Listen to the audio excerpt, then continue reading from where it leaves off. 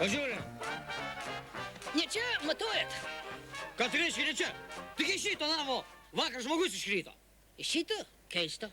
Visą laiką šokinėja iš šito. Ką tai reiškia visą laiką? Taigi vakar irgi iššoko va iš šito namo. Iš 5 aukšto? Iš 5. O, žiūrėk. Nu va, prečia, jau ir dieną šokinėja. Ką tai reiškia? Prostitučių lizdas. Reikėtų uždaryti. Iš kur žinot? Iš kur? Nusikalstamumas padidėjo. Iš namų pradėjo dingt daiktai. Eik tu. Nu va, iš mano namų, pavyzdžiui, dingo televizorius ir radio imtuvas. O į policiją pagalbos kreipėtės? O kam? Aš ir pats juos pardaviau. Už dyką tai pas jas nenueisi.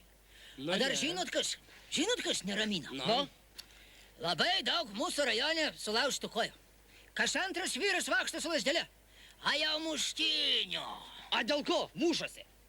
Nu tai, kai žmonės sužino, kur jau vyras yra nuėjęs, kai nueina patikrinti, tai pasakysiu, geriau jau pro langą šokt.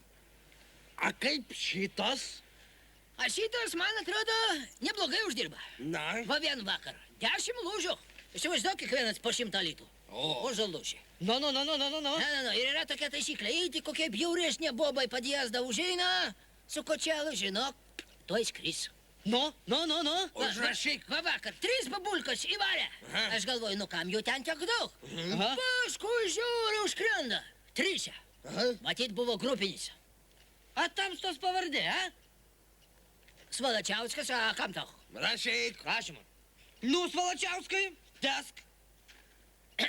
Vadinasi, a užvakar iš vis karuselė prasidėjo. Na? Pirmą užėjo vienas, paskui moteriška tas vienas skrenda. Paskui užėjo 2, paskui žiūriu, policija privažiavo. Neskubėk. Irgi dviese policininkai šus tik tai. Na? Ir žiūriu, tie 2 kaip kengūras jau skrenda. Neskubėk. Paskui žiūriu, skrenda jau patys policininkai. Su visais rėmais. Tai žmonos pas juos atvažiavo.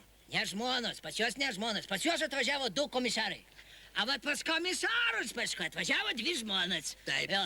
Ne čia matuojat? Hei! O ko pas tave vieną koją šluba?